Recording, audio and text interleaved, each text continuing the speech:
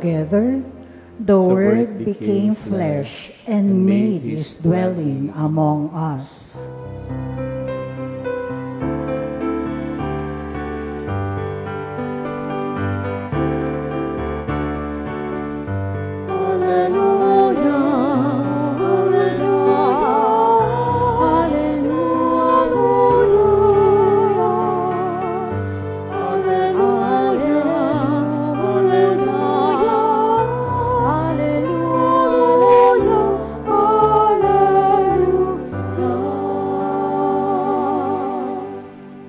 The Lord be with you. And with your spirit. A reading from the Holy Gospel according to Matthew. Glory to you, O Lord.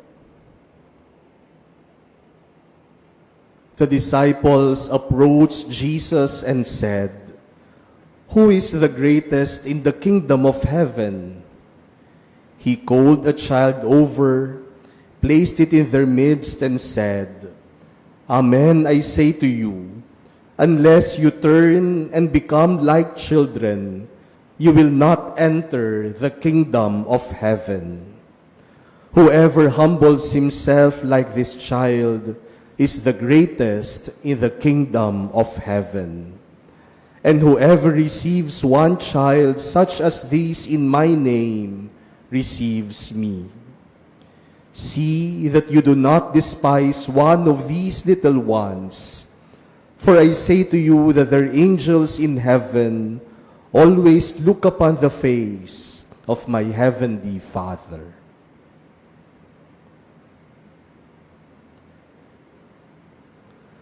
The Gospel of the Lord. Praise to you, Lord Jesus Christ.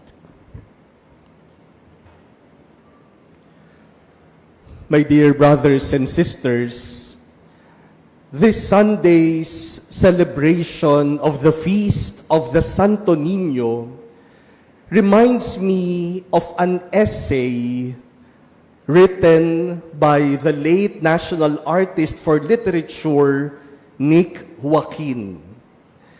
And the essay's title is A Heritage of Smallness.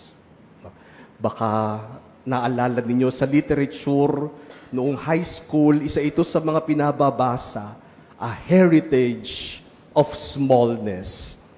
And in this article, in this essay of Nick Joaquin, he explores the idea that we Filipinos have the cultural tendency to think small, to settle to what is immediate, to what is manageable, than to what is grand and visionary.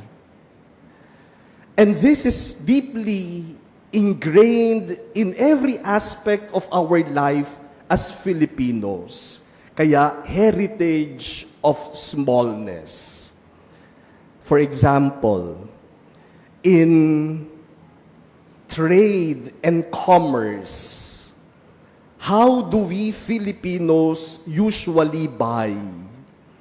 We buy in what we call as tingi system.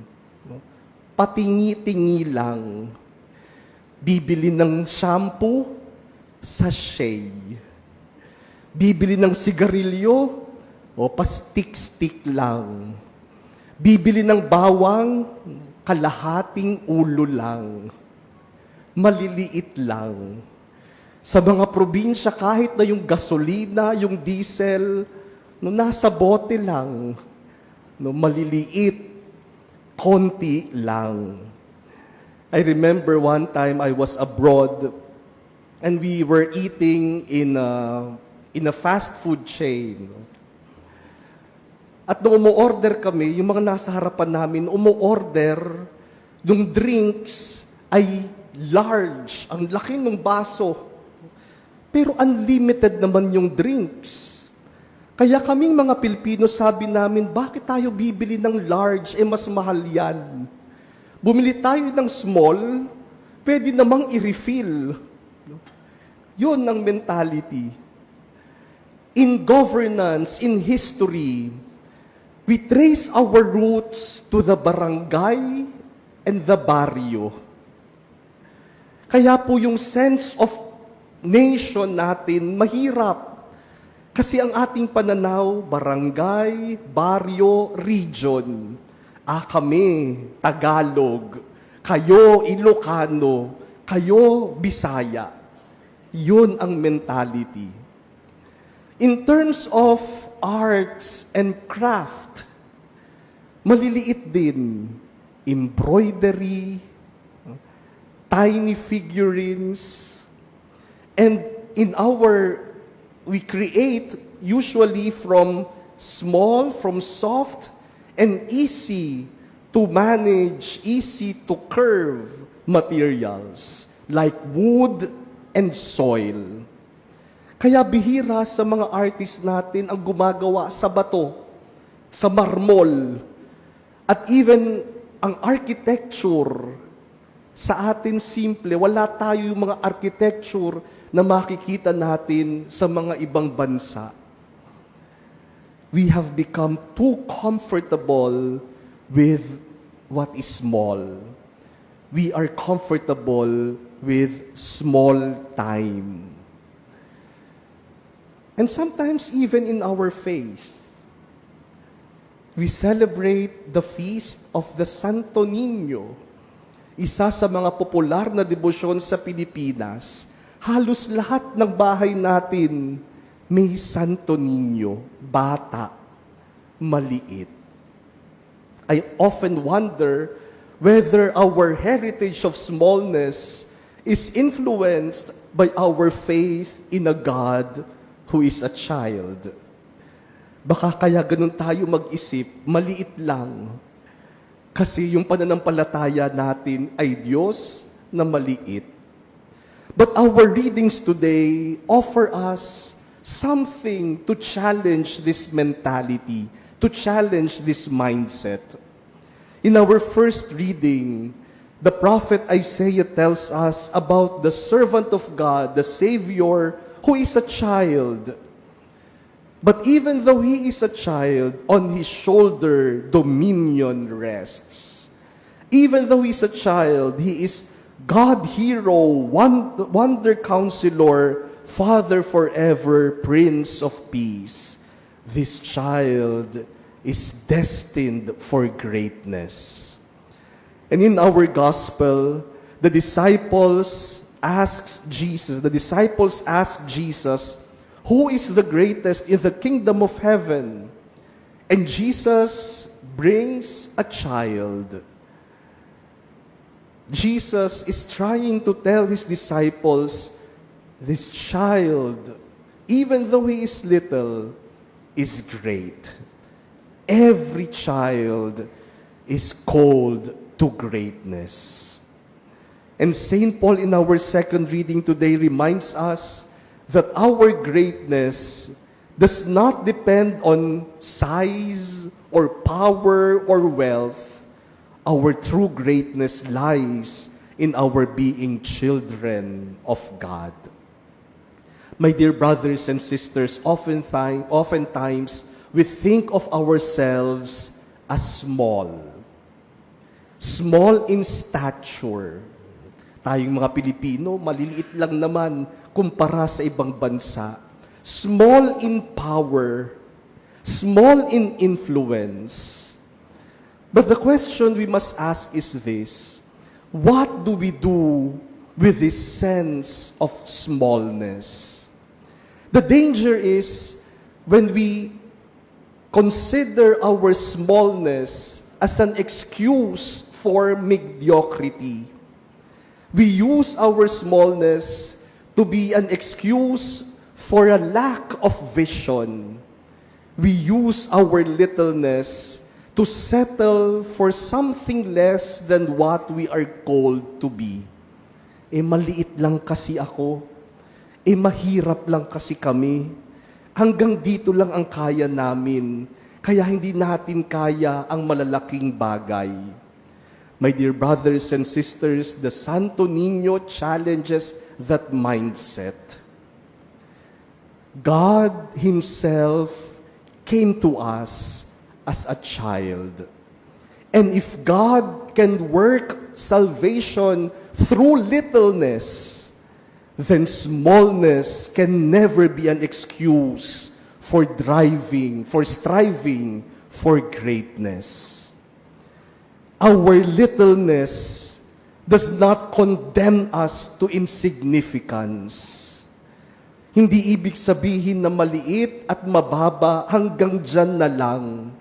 At wag nating gamiting dahilan ang ating pagiging maliit at mababa para sabihin hanggang dito na lang ang kaya natin. Do not allow your age, your poverty, your stature, your state in life to hinder you from desiring to be great. Our littleness, when united with God, can be the seed for greatness. Kaya kahit na ang sinasamba nating Diyos ay isang ninyo, isang bata, hindi natin mamaliitin ang sarili natin at hindi rin natin mamaliitin ang kapwa natin. Dahil ang pagiging maliit ay hindi dahilan para manatiling mababa, para manatiling maliit. Diyan magsisimula ang kadakilaan. Naalala ko po yung isang kaklase ko sa seminaryo. Galing po siya sa probinsya, isang probinsya sa norte. Kaya nung dumating siya sa seminaryo namin dito sa Makati, talaga namang probinsyano. Yung forma niya, yung itsura niya, probinsyano. At dahil galing sa probinsya, simple lang siya, walang masyadong garbo, walang masyadong luho. At kahit sa pag-aaral, talagang nagsastruggle siya. Kasi iba na yung level ng mga nag-aral nagmula sa Metro Manila. Pero porsigito siya sa kanyang pag-aaral kahit na madalas pakiramdam ko na i-insecure siya. Dahil hindi siya makapantay sa mga nag-aral dito sa Metro Manila. Minsan nga sa isang klase namin, pari pa man din yung aming professor. Nagre-recitation, tinanong siya, hindi siya makasagot, hirap na hirap siyang sumagot. Kaya sa galit ng professor namin na pari, sabi sa kanya, umuwi ka na sa probinsya nyo at magtinda ka na lang ng tsinelas. Pero yung kaklase ko, nagpursige. At awa ng Diyos, naging pari naman. At alam nyo po ngayon, dun sa kanyang diocese, isa siya sa may pinakamataas na posisyon bilang pari sa kanilang diocese. Hindi niya ginamit yung kanyang pagiging mababa, nanggaling sa probinsya, maliit, para hindi magpursigi na ibigay ang kanyang pinakamabuti at pinakamagaling para sa Diyos at sa kanyang simbahan. My dear brothers and sisters, may the Santo Niño teach us to dream big as Filipinos. May the Santo Niño teach us to live noble and holy lives as Christians. And may the Santo Niño teach us to believe that no matter how small we feel, God can work wonders.